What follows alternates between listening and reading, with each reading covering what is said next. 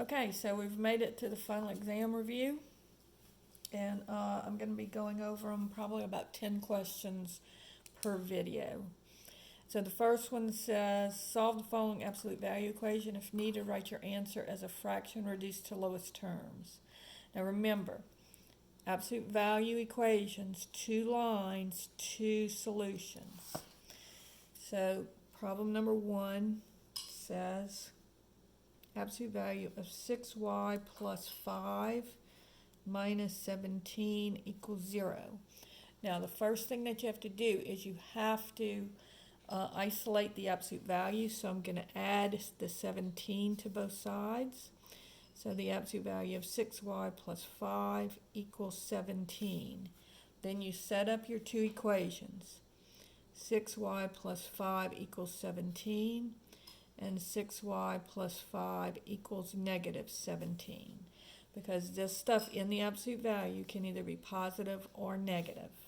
All right, so now I'm going to just solve this one, subtract the 5, and I get 6y equals 12, and divide by 6, y is equal to 2. Over here, subtract the 5, and I get 6y is equal to negative 22. Divide both sides by 6, and then I can reduce that. Both of them are divisible by 2, so dividing them both by 2, I get 11 thirds. So my two answers to this question are 2 and 11 thirds. Okay. Problem number 2 says, solve the following linear equation. So it is 2y minus 7 over 3 plus 24 over 6 equals 4y plus 4 over 6. So I'm going to make all of my denominators the same. So these are both 6, so I need to multiply this one times 2, numerator and denominator, and then they'll all be 6. So I'll get 2 times 2y is 4y, minus 2 times 7 is 14, plus 24 equals 4y plus 4. Then combining my like terms here, I get 4y plus 10 equals 4y plus 4. And here, notice if I subtract the 4y from both sides, it cancels on both sides. So I get 10 is equal to 4, which tells you that, notice there's no y anymore, so it doesn't depend on y, and it is false. And so the answer here is no solution. Now, if they had turned out to be true, remember if it had been 4 equals 4 or 10 equals 10, and it was a true statement, then it would be infinite number of solutions. Okay, problem number 3 says, 2 trucks leave a warehouse at the same time. One travels due west at an average speed of 57 miles per hour, and the other due east at an average speed of 64 miles per hour. After how many hours will the 2 trucks be 907.5 miles apart? And so the first truck is traveling due west, and the distance that he's going is 57 miles per hour times the number of hours that he travels. The other one is going 64 miles per hour, and he's going due east, and the distance he's going is 64 miles per hour times the number of hours that he travels. And in the end, I want them to be 907.5 miles apart. So my equation becomes 57t plus 64t equals 907.5. And so that would give me, if I add this, I get, 121t equals 907.5. and then I divide both sides by 121. And I get 907.5 divided by 121 equals 7.5 hours. So that's problem 3. Problem number 4 says find 3 consecutive odd integers whose sum is 471. And then they give you the hint that the 3 integers are going to be n plus 2, and n plus 4. So the sum means you're adding. So n plus 2 plus n plus 4. So here are the 3 consecutive integers that you're adding together, and you want it to equal 471. So this integer plus this integer plus this integer. So now combining my like terms, I get 3n plus 6 equals 471. Subtract the 6. 3n is equal to 465, and then 465 divided by 3 equals 155. So divide both sides by 3, and I get n is equal to 155. So now my 3 answers are going to be n is 155, n plus 2 is 157, and n plus 4 is 159. And you can check yourself just by adding those 3 integers and seeing if you get 471. So 155 plus 157 plus 159 equals 471. So you know you got the right answer.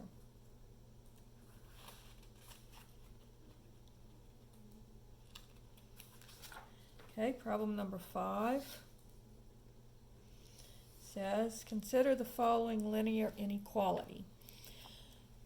4y minus 8 is less than 6 plus 3y, and then we're going to put it in interval notation and graph it. Now, I usually recommend that you graph it first.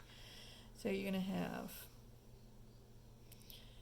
4y minus 8 is less than negative 6 plus 3y. So first I need to get all the y's over to one side of the equation. So I'm going to subtract 3y, and I get y minus 8 is less than negative 6. And then I'm going to add 8 to both sides, and I get y is less than 2. And so graphing that, now a couple of things to remember. Remember, when you go to graph it, you always want to have the y on the left-hand side of the inequality. Right? So if you would come out with it on the other side, you just flip the whole thing, including the sign. And remember, if you have to divide by a negative number on these problems, make sure that you swap the sign as well.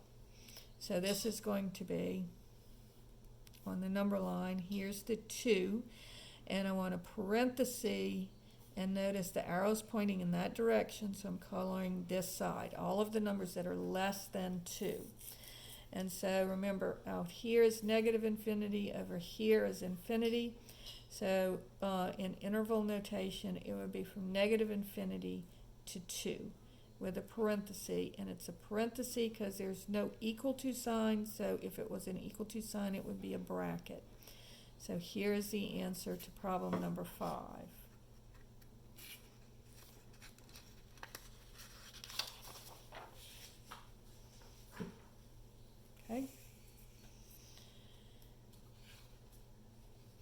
Okay, problem number 6 says considering the following compound inequality. And so we're going to do the same thing.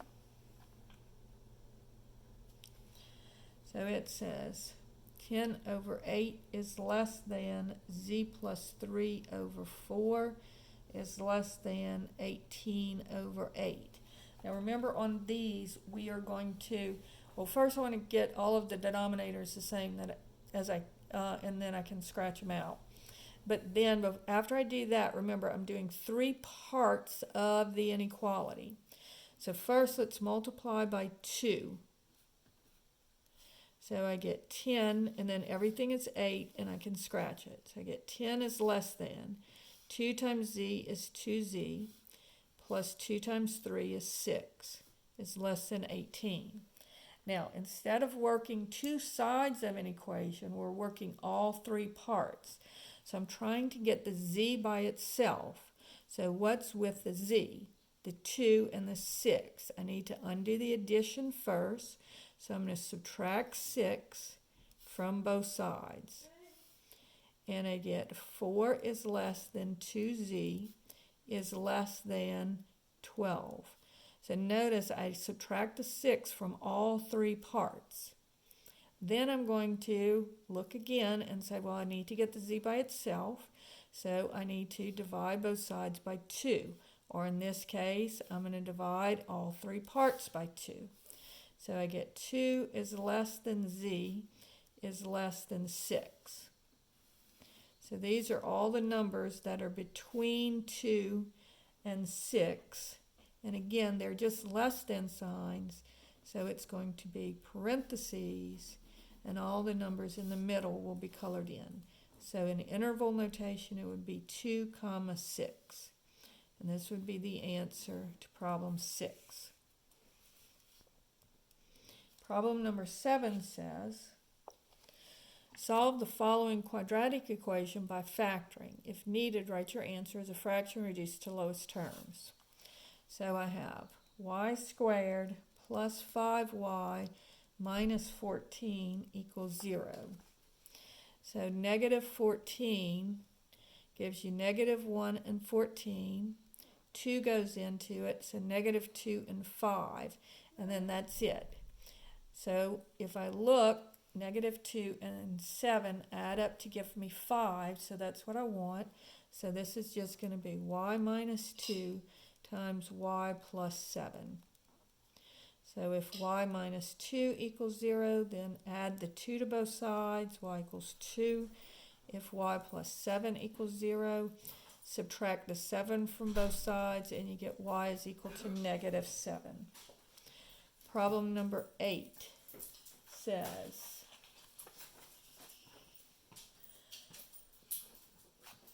solve the following quadratic equation using the quadratic formula. Separate multiple answers with a comma if necessary. All right, so this is negative 5x squared minus 6x plus 2 equals 0. And so I'm going to have A is negative 5, B is negative 6, and C equals 2. So the quadratic formula says x is equal to minus b plus or minus the square root of b squared minus 4ac all over 2a. All right, so this would be the opposite of negative 6 is 6, plus or minus the square root of, and make sure you put that negative 6 in parentheses, minus 4 times negative 5 times 2, all over 2 times negative 5. And so now I'm going to do what's under the radical. It's called my discriminant. Now be careful here, because you have to make sure that you put the negative 6 in parentheses, because when you square that, you get a positive 36. So this first number will always be positive. Then minus 4 times negative 5 times 2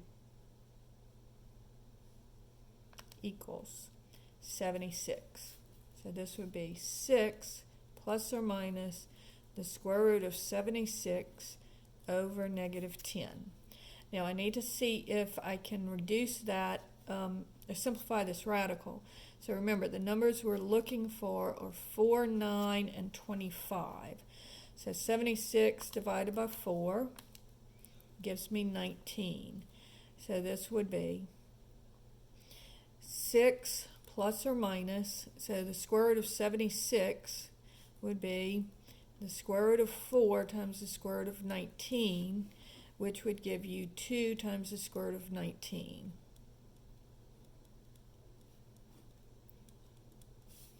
And then both of the numbers or all of the numbers are divisible by 2. And so I would divide everything by 2. So I get 3 plus or minus the square root of 19 over negative 5. So 6 divided by negative 2 is 3. 6 divided by 2 is 3. 2 divided by 2 is 1, which we don't have to put there. And then 10 divided by 2 is 5. So you have to have all of them divisible by 2. All right, problem number 9 says y to the fourth plus 5y squared minus 36 equals 0.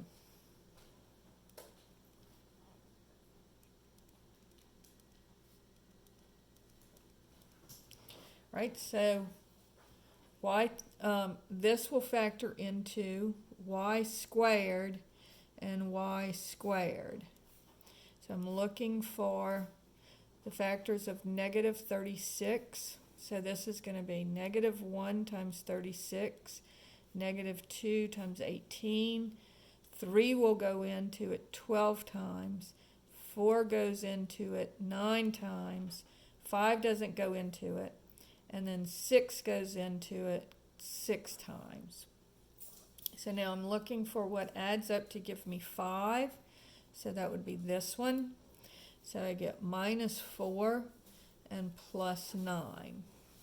So if y squared minus 4 equals 0, I can add the 4. I could factor this one, or I can use the square root method, either way. And so this would give you, taking the square root, don't forget you have to do plus or minus, because remember we need to get 4 answers here. So y would be equal to plus or minus, and the square root of 4 is 2. And then this one gives you y squared plus 9 equals 0. So therefore y squared is equal to negative 9, subtracting the 9. And then when I take the square root of both sides, and again, don't forget plus or minus, I get plus or minus.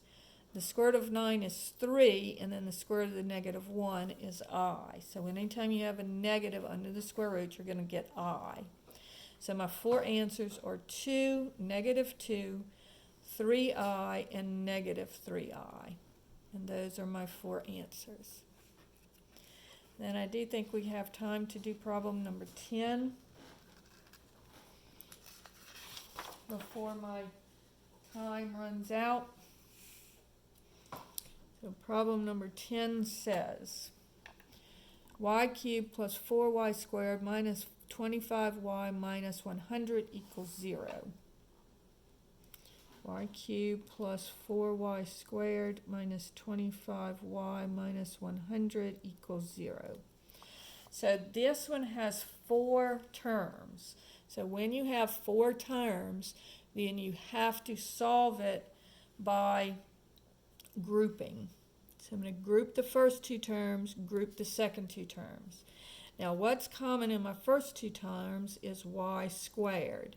So I'm left with, if I divide this by y squared, I'd be left with y, plus if I divide this by y squared, the y squareds would cancel and I would be left with 4. Now if this is negative right here, then take out a negative. And then what goes into 25y and 100? Well, 25 does. And I would be left again with negative 25 into negative 25y goes y times. And then negative into negative is positive, and 25 into 100 goes 4. Now I can factor out, now I have 2 terms. And it helps if you underline these things. So what's common to both of these terms? Well, they both have a y plus 4. So if I factor out the y plus 4, I'm left with y squared minus 25. And then that's a difference of two squares. If I want to just keep factoring, I'll have y plus 5 times y minus 5. So this one gives me y plus 4 equals 0, so subtract the 4, y equals negative 4. If y plus 5 equals 0, subtract the 5, y equals negative 5. And if y minus 5 equals 0, add the 5 to both sides, y equals 5. And so again, on this one, I'm looking for three answers, and they are negative 4, negative 5, and 5. So I'm going to stop it here, and I'll do the next 10 questions on the next video.